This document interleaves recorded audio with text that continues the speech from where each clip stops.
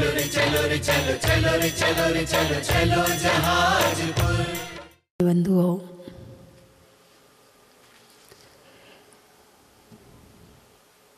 संसार की कितनी वस्तुओं को जानते हैं आप?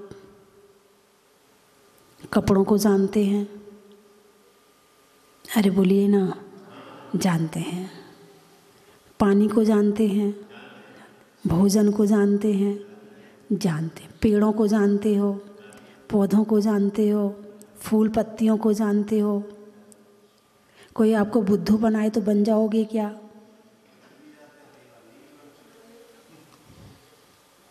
कई बार, ज़्यादातर तो नहीं बनते हैं, क्योंकि आजकल पढ़े लिखे लोग हैं। अरे बोलिए ना, शरीर को जानते हो कि सर्दी में कैसे रखना चाहिए, गर्मी में कैसे रखना चाहिए, बारिश में क्या खाना चाहिए, सर्दी में क्या खाना अच्छा रहता है। अरे बोलिए ना, इसका मतलब सर्दी, गर्मी और बरसात को भी जानते हो। आत्मा को जानते हो?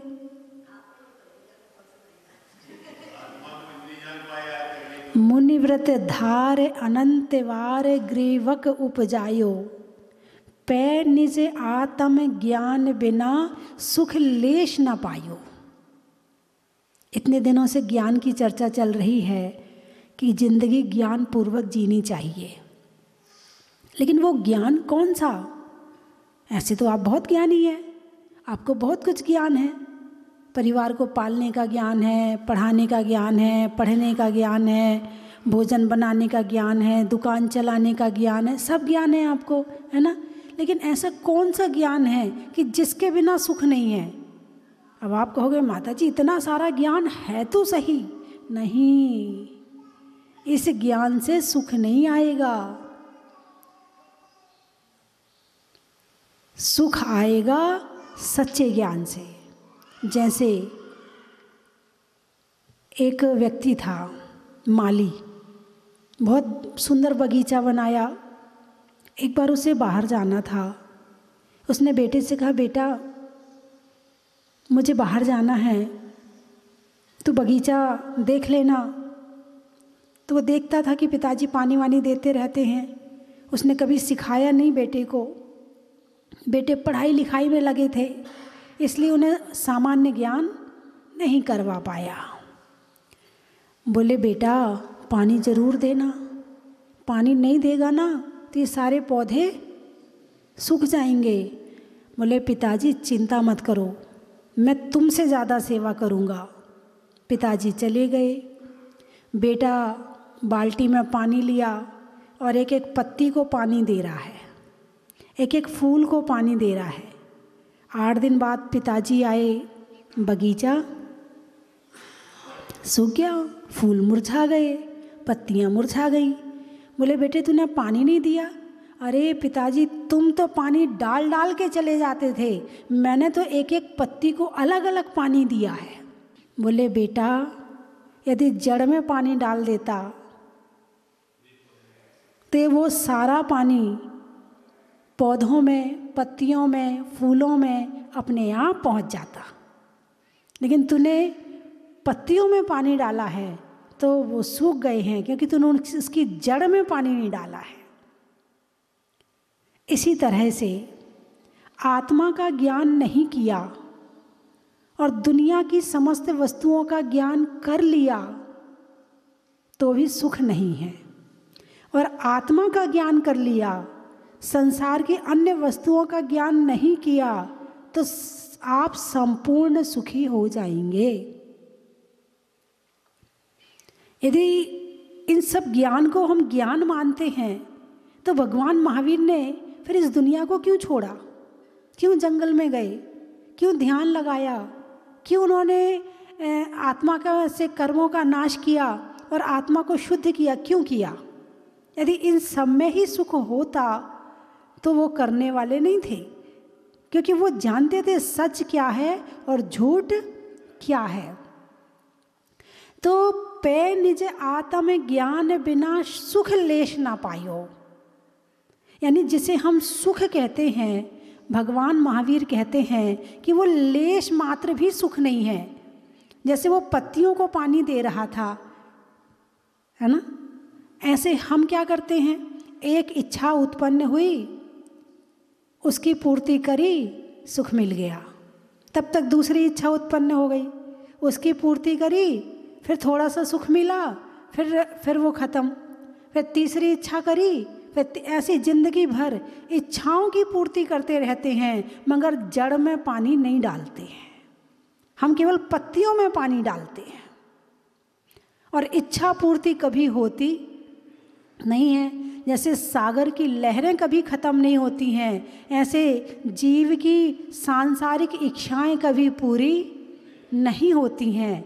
इसके लिए आप सोचो कि तुम्हारे मुकेश अंबानी की इच्छाएं पूरी हो रही हों, तो इतना होने के बाद भी उसकी इच्छा पूरी नहीं है। अभी वो उसके आगे जाना चाहता है, उसके आगे और करना चाहता है। जब उसकी इच्छा पूरी नहीं हुई तो फिर किसकी इच्छा पूरी होगी? इच्छा के विषय में एक उदाहरण आता है कि एक भिखारी भिक्षा मांगने निकला, तो किसी के भी यहाँ गया, उसका कटोरा कभी भरा ही नहीं। तो किसी ने कहा तुम राजा के यहाँ जाओ, उनके पास में बहुत धन है और वो तुम्हारी इच्छा जरूर पूरी कर देंगे। राजा के पास गया, बोले महाराज भिक्षा चाहिए। बोले क्या चाहिए? बोले सबके यहाँ हो आया, कोई भी मेरी इच्छा पूरी नहीं कर पाया, कोई मेरे कटोरे को नहीं भर पाया। बोले तेरा कटोरा दिखा। कटोरा तो छोटा सा था। बोले मैं और तेरा कटोरा ना भर पाऊँ? ऐसा नहीं हो सकता है, मैं राजा हूँ, मेरा बहुत बड़ा खजाना है, मेरे पास ये है, मेरे पास वो है, मेरे पास वो है, तू चिंता मत कर, देख अभी तेरा कटोरा भरता हूँ। जो सामान सामने था कटोरे में डाला, गायब। और सामान लाया, वो डाला, गायब। और लाया और डाला, गायब।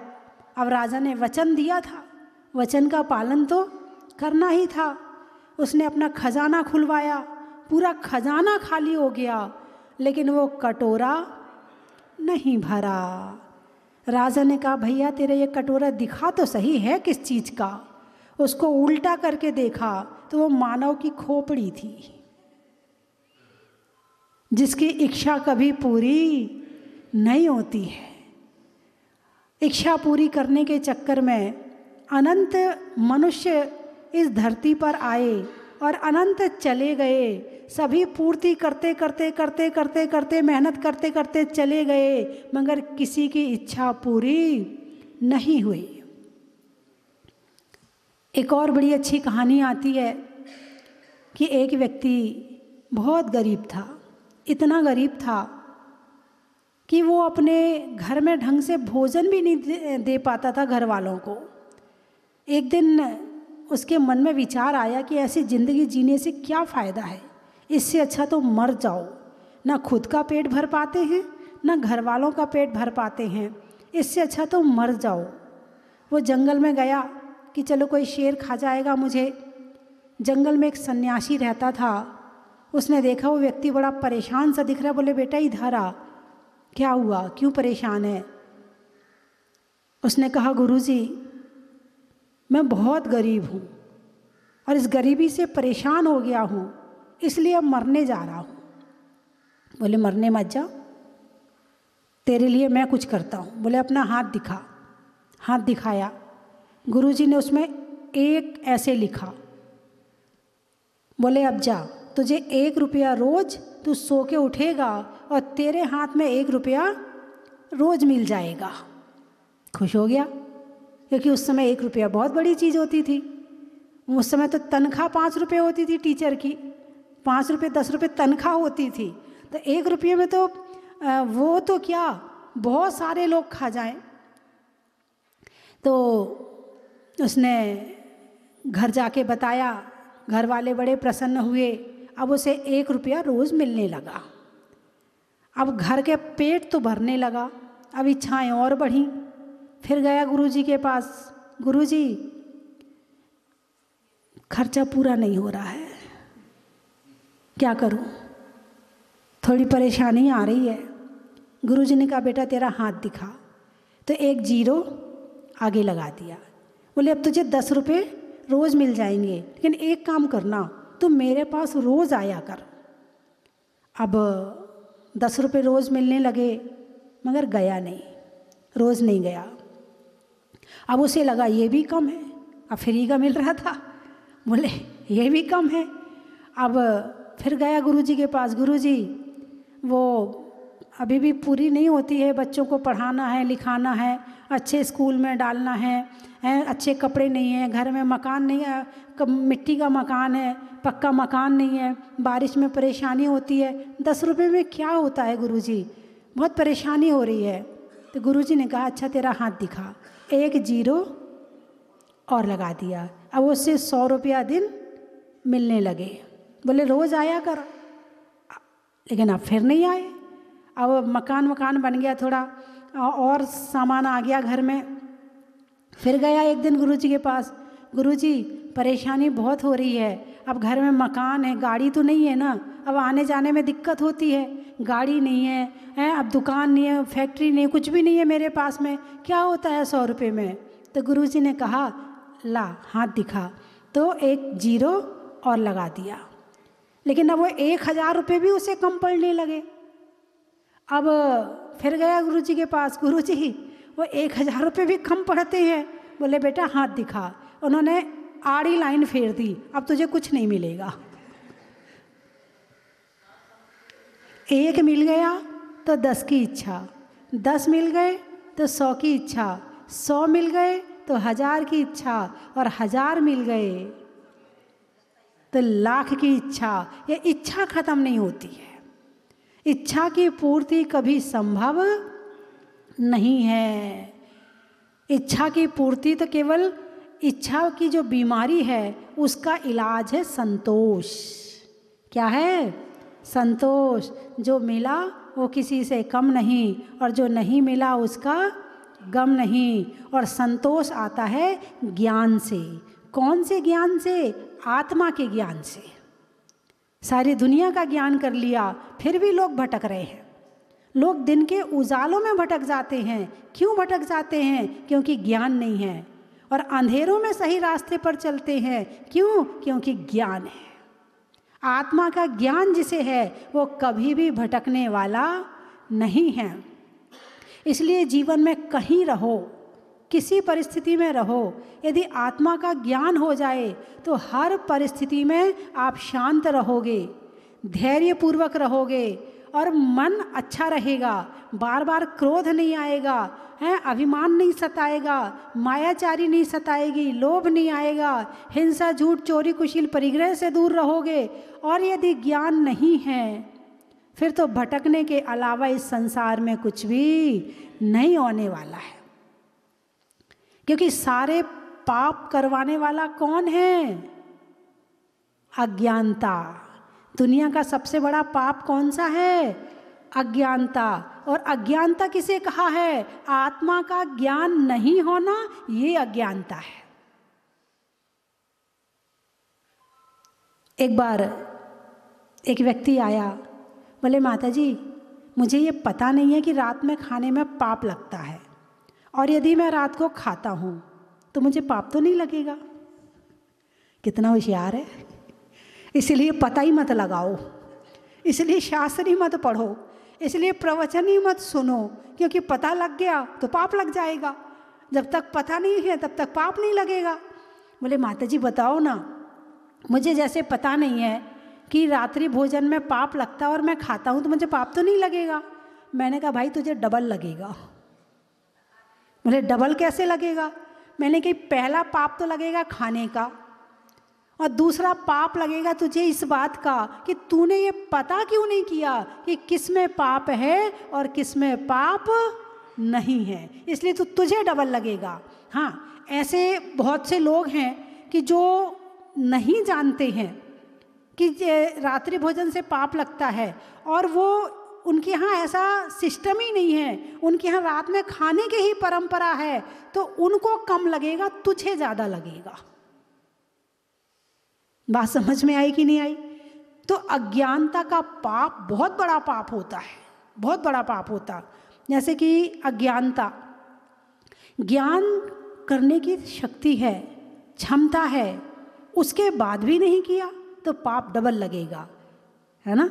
अब जैसे एक चींटी है, एक मक्खी है, एक मच्छर है, वो भी रात को खाते हैं, उन्हें लगेगा पाप, पाप तो लगेगा उन्हें, लेकिन उन्हें तुमसे कम लगेगा, क्योंकि तुम जान सकते हो, क्योंकि तुम हे उपादेय का ज्ञान कर सकते हो, क्योंकि तुम ये शास्त्र पढ़ सकते हो, तुम भगवान महावीर की वाणी को समझ सकते हो। उनके अंदर तो समझने की भी ताकत नहीं है, उनके पास तो मन ही नहीं है, उनके पास तो हाथ ही नहीं है, उनके पास तो सुनने के लिए कान ही नहीं है। तो उनको तुमसे कम पाप लगेगा, तुम्हें ज़्यादा लगेगा, क्योंकि तुम सब कुछ कर सकते हो। शक्ति होने के बाद भी क्यों नहीं किया, इससे बड़ा अज्ञानता और कुछ नहीं हो सकती है। इसीलिए मुनि व्रत धार अनंत बार ग्रीवक उपजायो, पै निज आत्म ज्ञान बिना सुख लेश ना पायो। जब आत्मा का सुख का ज्ञान होगा ना, तो ये सुख लगेंगे, अरे जिंदगी भर पागल बने घूमते रहे, इसमें सुख मांग रहे थे, अरे सुख तो मेरे पास था, सुख तो मेरे पास था। पाँव पे पाँव धरो, हाथ पे हाथ धरो, आंख बंद करके बैठ जाओ और सुखी, किसी चीज़ की ज़रूरत ही नहीं है। और मैंने सारी जिंदगी मेहनत करी, मैंने सारी जिंदगी कितने बाहर रह कर के, अपने आप को ना जान करके, सारी दुनिया को जानने में और वो कमाई करने में सुख मानता रहा, और सुख तो मेरे अंदर भरा पड़ा है। मैंने गलत जगह मेहनत कर ली है। तो इस शरीर का इलाज क्यों कर रहे? शरीर तो पुद्गल है, क्यों कर रहे इसका इलाज? जीव के साथ रह रहा है, इसलिए इसकी कीमत है। जिस दिन इसमें से जीव निकल जाएगा, उस दिन इसकी कीमत क्या है बताइए मुझे, इसकी कीमत क्या है? हैं? रात भर भी घर में नहीं रहने देंगे, एक रात काटनी मुश्किल हो जाएगी। शाम के 4 बजे होंगे तो क्या कहेंगे, भाई रात भर कौन रखेगा, अभी ले जाओ। और वो बेटा तो बहुत दूर है, वो तो पहुंचने वाला, वो तो कल तक भी नहीं पहुंचेगा, इसलिए इसका काम शाम को ही कर लो। ऐसे करते ना। तो इसकी कीमत कब तक है, इसका इलाज क्यों कर रहे हैं हम? क्योंकि इसमें आत्मा रह रही है ना। तो इसमें जब कष्ट होता है तो वो कष्ट कौन सहन करता है? आत्मा सहन करती है। तो आत्मा इस तरह से शरीर में रहे कि शरीर को भी कष्ट ना हो और आत्मा को भी कष्ट ना हो। ऐसे काम ना करे कि शरीर बीमार हो जाए। ऐसे काम करते कि नहीं करते? आधी बीमारियां तो इसलिए होती हैं शरीर में, लापरवाही की वजह से। खाने की लापरवाही, मौसम की लापरवाही, सोने की लापरवाही, है ना। तो काम नहीं करने की लापरवाही। हाँ, काम नहीं करने से शरीर बीमार होता है? काम नहीं करने से बीमार होता है, काम करने से बीमार नहीं होता है। काम करने से स्वस्थ रहता है, जितनी इससे मेहनत करवाओगे उतना स्वस्थ रहेगा। तो आत्मा जब शरीर को सुख देने के लिए सोचता है तो ये शरीर उसे दुखी कर देता है, और जब आत्मा को सुख देने का विचार करके काम करता है तो ये शरीर भी आत्मा को भी सुखी कर देता है और शरीर को भी सुखी कर देता है। लेकिन वर्तमान समय भोगवादी आ गया है। शरीर को सुख कैसे मिले? क्या शरीर को सुख कैसे मिले? काम ना करना पड़े। तो ये मशीन आ गई, वो मशीन आ गई, वो कपड़े धोने की मशीन आ गई है, कूटने की मशीन आ गई, पीसने की मशीन आ गई, मतलब कुछ भी ना करना पड़े शरीर को, तो फिर भोजन पचेगा कैसे?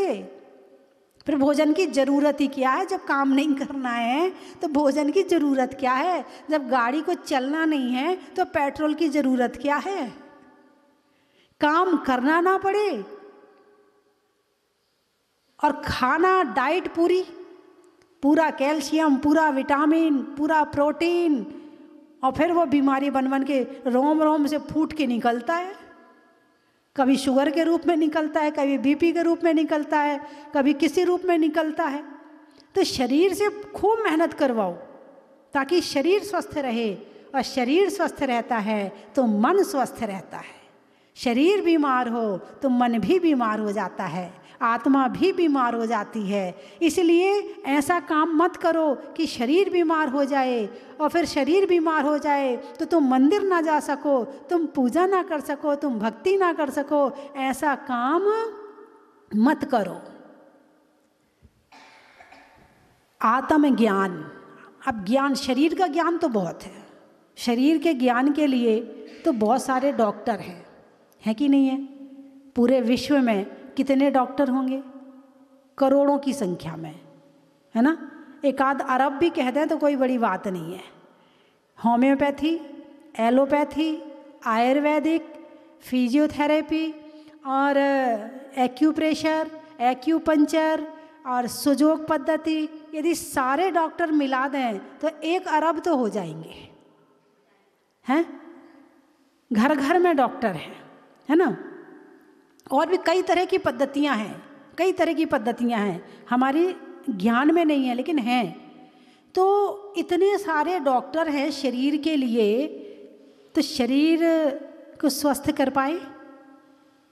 अरे बोलिए ना, कोई ऐसा डॉक्टर हो जो ये कहे कि ये दवाई आप खाओ, आपको, आपके शरीर में ज़िंदगी में कभी कोई बीमारी नहीं होगी? ऐसा कोई डॉक्टर है?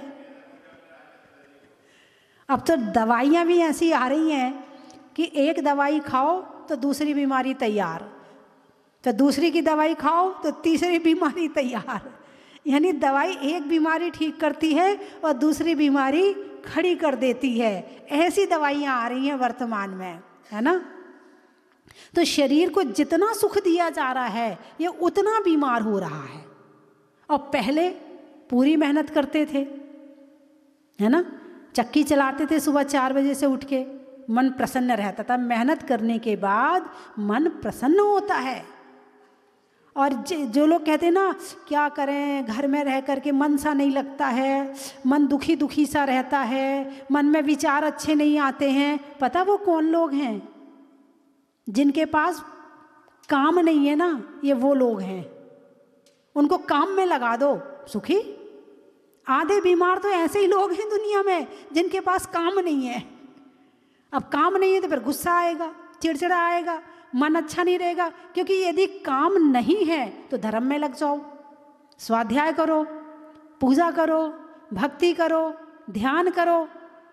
काम है नहीं, धर्म करना नहीं, अब बेचारा मन बीमार नहीं होगा तो क्या होगा? अब उल्टे सीधे काम करेगा तो नहीं, और क्या करेगा? फिर वो उल्टे सीधे काम करेगा, इससे लड़ेगा, उससे लड़ेगा, उस पर चिड़चिड़ाएगा, उस पर गुस्सा करेगा। या तो तुम अच्छे से पूरी तरह से समर्पित होकर धर्म में लग जाओ तो तुम्हारा मन संतुष्ट रहेगा। और यदि तुम धर्म में बाई चांस नहीं भी लग पाए हो तो तुम घर के काम में लगे हो या तुम कोई और काम में लगे हो तो भी तुम्हारा दिमाग बिजी रहेगा। बिजी रहेगा तो तुम्हारा मन काम करेगा, वरना ना यहाँ का रहा ना वहाँ का रहा तो बीच का मन तुम्हें दुखी कर देगा। और मेरी प्रेरणा तो ये है, संसार का काम आप कितना भी कर लो, संतुष्टि तो मिलने वाली नहीं है। संतुष्टि जब भी मिलेगी आत्मा के ज्ञान से ही मिलेगी। पकड़ ढीली हो जाती है वो पुद्गल की। क्या पुद्गल की पकड़? पुद्गल को पकड़े हो कि नहीं पकड़े हो? ये मकान मेरा, ये घर मेरा, ये दुकान मेरी, कोई लेके बताए तो सही। अभी डंडा लेके पहुंच जाएंगे। अरे बोलिए ना, हैं? क्यों पकड़ रखा है? क्योंकि हम जानते हैं कि ये ही मेरा है। लेकिन जिस दिन ये पता चलेगा कि ये मेरा नहीं है, मैं अलग हूँ और ये अलग है, उस दिन पकड़ ढीली हो जाएगी। और जिस दिन छूट जाएगा उस दिन दीक्षा हो जाएगी। बात समझ में आई कि नहीं आई? और जितनी जोर से पकड़ोगे उतना पाप कर्म का बंध, और जितने पाप का बंध उसका फल भी हमें भोगना पड़ेगा। और पाप का फल क्या है? दुख है। पाप का फल क्या है? दुख है। तो दुख भोगने तैयार हो तो इस संसार को पकड़ो। और दुख नहीं चाहिए तो अपने अंदर आ जाओ, अपने में आ जाओ, अपने आप को जानो, अपने को पहचानो, अपने में लीन रहो, अपना ज्ञान करो, उसके लिए स्वाध्याय करो, प्रवचन सुनो हैं और ध्यान लगाओ, चर्चा करो, धर्म की वाचना करो, प्रच्छना करो, अनुप्रेक्षा करो, आमनाएं करो, उसके लिए ये सारे काम करो तो कुछ नहीं होते हुए भी सुखी। और बाहर की चीज़ों को अपना मान के और उसको लक्ष्य बनाओगे, क्या कहते हैं वो आजकल, गोल सेट करो, यही कहते हैं ना, बोले गोल सेट करो अपना। तो ये जो लोग सिखाते हैं कि गोल सेट करो, ये जो मोटिवेटर होते हैं, मोटिवेटर आजकल बहुत हो रहे हैं, वो सारी जनता को खूब भड़काते हैं, खूब भड़काते, गोल सेट करो, तुम्हें गाड़ी चाहिए, तुम्हें बंगला चाहिए, तुम्हें ये चाहिए, तुम्हें वो चाहिए, अपना गोल सेट करो। अरे बेचारे को क्यों परेशान कर रहे हो, थोड़ी आत्मा की बात भी तो बता दो कि ये गोल तुम्हारे साथ में तुम्हें गोल कर देगा। गोल खुद को बनाओ, अपनी आत्मा को बनाओ, और बाहर में जो चीज़ें हैं उन चीज़ों से संतुष्टि कभी नहीं मिली है ये भी बताना चाहिए। लेकिन आजकल युवाओं को बहुत गलत दिशा दी जा रही है, उन्हें यही कोठी बंगला गाड़ी ये वो दिखा दिखा के तुम्हें ये बनना है, तुम्हें उसके जैसे बनना है, तुम्हें उसके जैसे बनना है। बड़े बड़े आदमियों के नाम ले लेके, वो पहले ऐसे थे आज वो देखो कहाँ पहुँच गए, वो पहले ऐसे थे वो देखो आज कहाँ पहुँच गए, तुम कहाँ के कहाँ पड़े हुए हो, मेहनत करो, उठो, जागो, भागो। अरे बोलिए ना, क्या ज्ञान करा रहे, ये स्पीकर बने हैं, ये बाहर की सुना रहे हैं तुम्हें। यदि वास्तव में कुछ जानने लायक है इस संसार में तो हमारी अपनी आत्मा है, यदि कुछ प्राप्त करने योग्य है तो हमारी अपनी आत्मा है, यदि ध्यान करने योग्य है तो हमारी अपनी आत्मा है, और कुछ गोल बनाने योग्य है तो हमारी अपनी आत्मा है। इसके बिना सुख संसार में कभी भी है ही नहीं है।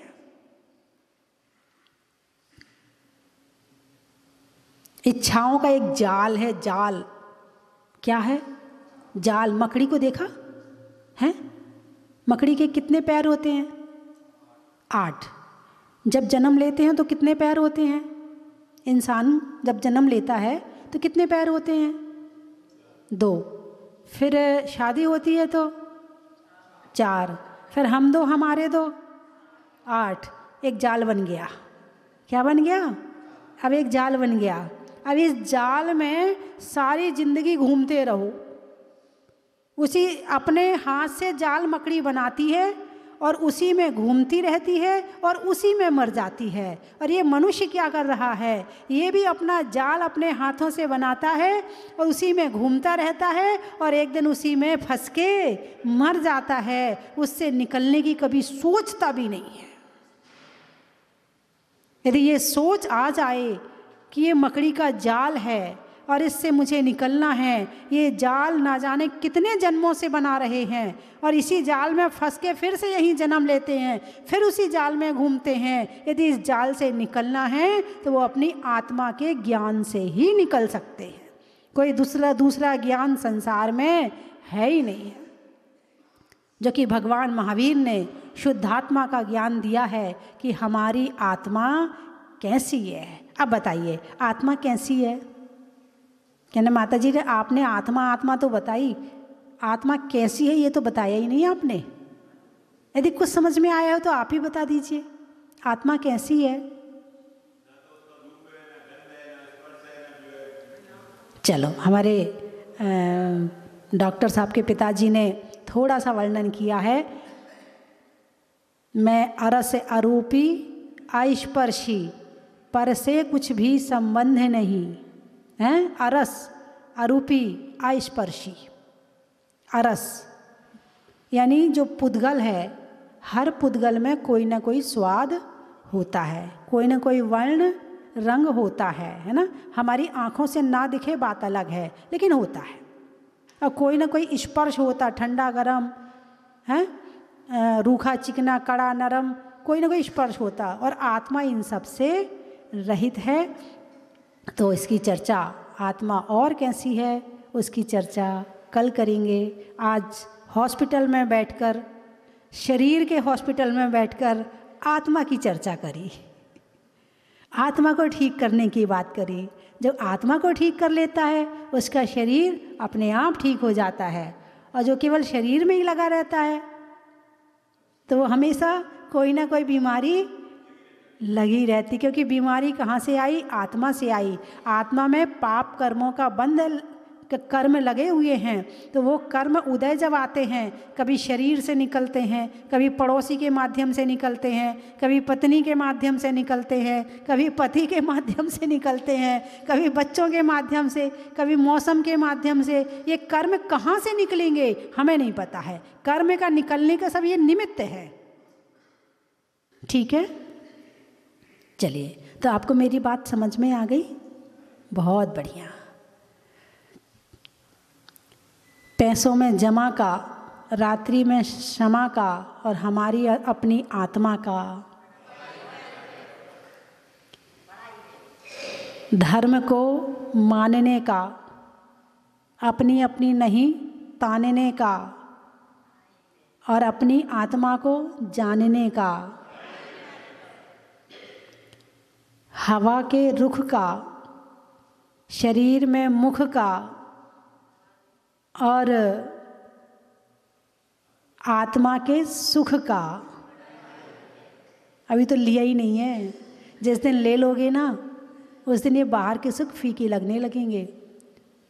साधु तभी बना जाता है जब आत्मा का सुख महसूस होने लगे और बाहर के सुख फीके लगने लगे, तभी साधु बना जाता है। उसके बिना साधु नहीं बन सकते, है ना। जनवरी में जाड़ा का, जाड़े में काढ़ा का, और आज आने में केलवाड़ा का। आज हमारे विवेक जी डॉक्टर साहब, उनकी मम्मी, उनके पिताजी, बहुत भावना है धर्म के प्रति। 3-4 दिन से रोज़ हर शहर में पहुंच रहे थे, आहार दे रहे थे। माता जी ज़रूर चलना है, माता जी हॉस्पिटल में ज़रूर चलना है, माता जी हॉस्पिटल में ज़रूर चलना है। भाई मेरा अपना हॉस्पिटल है, मैं आपके हॉस्पिटल में क्यों जाऊं? लेकिन नहीं, इस हॉस्पिटल में भी प्रवचन करने आई हूं। तो एक बार इनकी भावों के लिए, भावनाओं के लिए जोरदार तालियां बजाएं।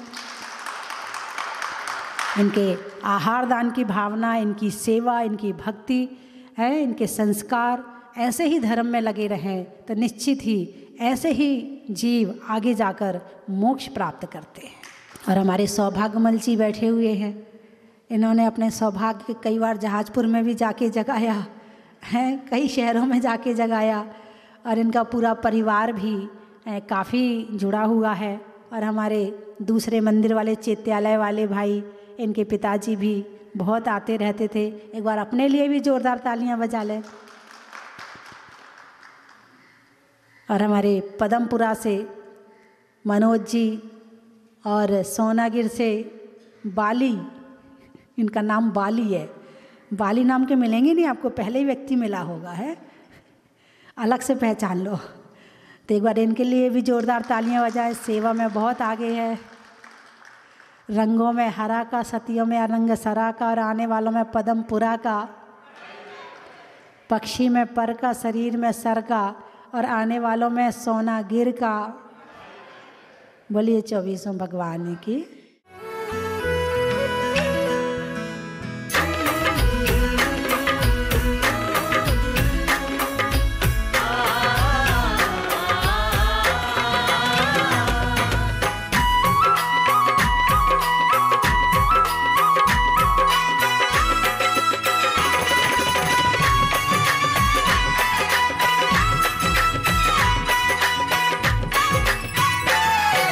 चलो स्वस्ति भाव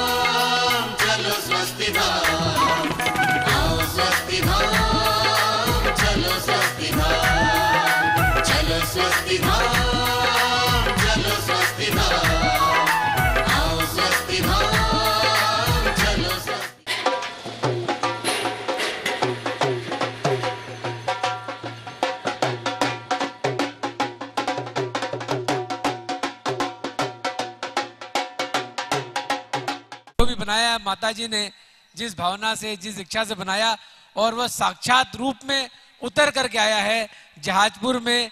जहाजपुर की परिकल्पना जो माता जी ने की वो साक्षात रूप में यहाँ पर प्रस्तुत हुई है।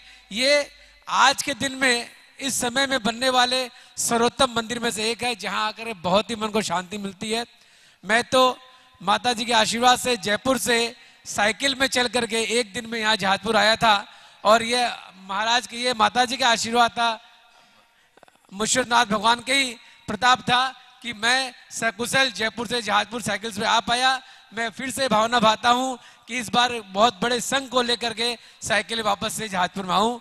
जय जिनेंद्र। मैं आज सुबह सुबह सोच रहा था कि इतने बड़े विशाल मंदिर में एक पत्थर भी ठोकने वाला कोई भी श्रमिक जो भी पैसा पाया है, सब सस्तीमती माता जी की तरफ से ही उनका घर चला, व्यवहार चला, और साथ में उसका परिवार चला।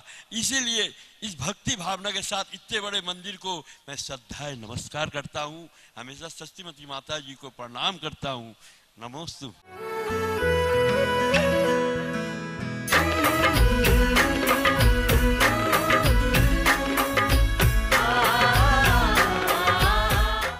की थाल को सजाओ रे आज, रत्नों की थाल को भर लाओ रे आज। आओ आओ करे रे गुणगान आरती भगवन की। आओ आओ करे गुणगान आरती भगवन की। आओ आओ करे रे गुणगान आरती भगवन की।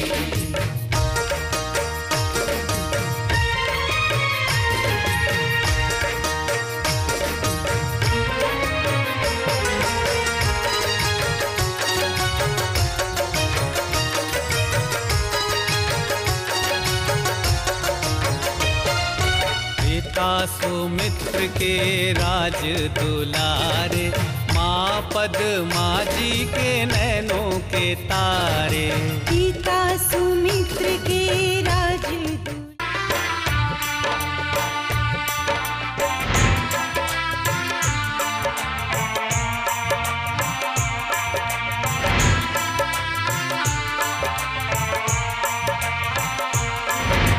चलो रे चलो रे चलो, चलो रे चलो रे चलो, चलो जहाजपुर।